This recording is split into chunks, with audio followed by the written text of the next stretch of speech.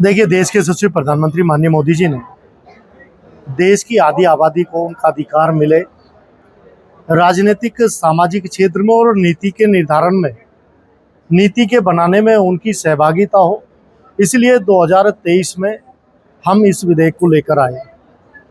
नारी शक्ति वंदन, जहां लोकसभा का नए संसद में सत्र शुरू हुआ, इस विधेयक को लेकर आया गया।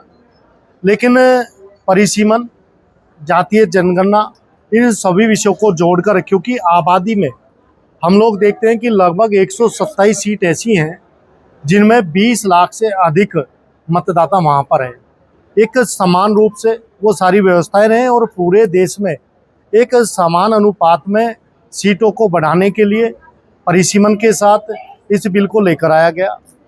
लेकिन बड़े दुख का विषय है कि Congress, TMC, DMK, Samajwadi party महिलाओं को, जो आधी आबादी है, उन्हें अधिकारों से वंचित रखने के लिए, क्योंकि नीति निर्धारण में उनकी भूमिका ना हो, इसको विरोध कर कर उन्होंने, और इसे गिरने के बाद, बिल को गिरने के बाद जिस तरह से उन्होंने मेजों को थपथपाकर वहाँ पर उत्साह दिखाया है, ये महिलाओं के प्रति सीधे सीधे उनके अधिकारों को रोकने के लिए, उनको अपमानित करने का काम विपक्षी दल के द्वारा किया गया है।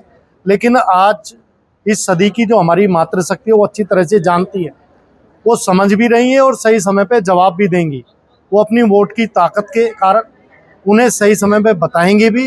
विपक्ष को ये हमेशा रहता है कि मातृशक्ति का आशीर्वाद भारतीय जनता पार्टी माननीय मोदी जी के साथ है, लेकिन उसके पीछे भारतीय जनता पार्टी और हमारी सरकार की सोच, लगातार मातृशक्ति के अधिकारों को आगे बढ़ाने के लिए पार्टी काम करती है। तो माननीय प्रधानमंत्री जी ने कहा भी है कि हम रुकेंगे नहीं, हमारी सोच बिल्कुल अडिग है। हम आगे बढ़कर महिलाओं के लिए, महिलाओं को आगे बढ़ाने के लिए, उनकी हिस्सेदारी बढ़ाने के लिए पार्टी और सरकार पूरी तरह से प्रयासरत है। मतलब जब महिलाओं की बात करें, लेकिन कार्यक्रम में महिलाओं की संख्या बहुत कम है, पुरुषों की ज्यादा है। अब हो जाएगी कार्यक्रम, अब शुरू होगा भैया। तो अभी पत्रकार वार्ता में आप यदि सही से अपने कैमरे को घुमाएंगे तो आप देखेंगे मातृशक्ति बैठी है, महेशो जी बैठी हैं, हमारी ममता जी बैठी हैं, इधर आप आंचल जी बैठी हैं, अंजलि जी बैठी हैं, और कई मातृशक्ति मंच पर ऊपर हैं, श्वेता जी हैं। ये मातृशक्ति का प्रतिनिधित्व कर रही हैं। अभी क्योंकि प्रेस कॉन्फ्रेंस है, इसके बाद कार्यक्रम होगा, और मेरा आग्रह है आप रुकना जरूर जब कार्यक्रम हो, और उसके बाद फिर ये बात कहना। जागरूकता के लिए क्या बूथ लेवल के कार्यकर्ताओं को भी इकट्ठा करके जन जागरण करेंगे? मैं कह रहा हूँ, ये तो अपने आप ही एक ऐसा विषय है, महिलाओं के अधिकारों पे जिस तरह से आघात विपक्ष ने पहुंचाया है, वो अपने आप ही जागरूक है। बूथ लेवल से लेके हर घर में आवाज है। बूथ तो 1000 का होता है, लेकिन मैं कह सकता हूँ हर घर में इन विपक्षी पार्टियों का बायकॉट करने के लिए महिलाएं पूरी तरह से जागरूक है। पश्चिम बंगाल में चुनाव हुए हैं, अभी फिर मतदान है, क्या लग रहा है जिस तरह इस बार विश्वास दिख रहा है? देखिए, 4 मई को रिजल्ट आ जाएगा, लेकिन भारतीय जनता पार्टी अपनी मेहनत पर विश्वास करती है।